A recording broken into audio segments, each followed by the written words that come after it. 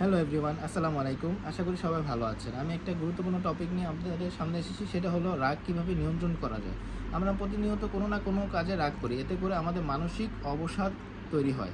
তাই আমরা রাগ কীভাবে নিয়ন্ত্রণ করবো এর কিছু উপায় বলে দিচ্ছি। প্রথমটি হলো, আমরা কেন রাগ করি সেই বিষয়টি আগে খুঁজে বের করতে হবে। আমরা সব বিষয়ে রাগ করি না।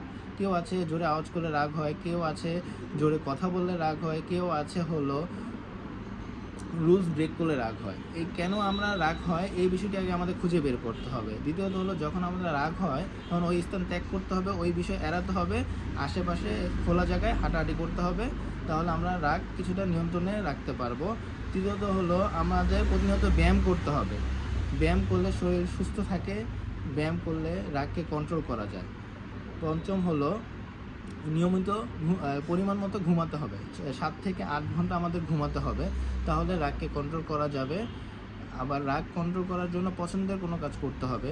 আবার 100 থেকে উল্টো দিকে গণনা করতে হবে রাগের সময়, যাতে করে ওখান থেকে রাগের বিষয় থেকে মনোযোগ সরানো যায়। আশা করি বুঝতে পেরেছেন। ধন্যবাদ। আসসালামু আলাইকুম।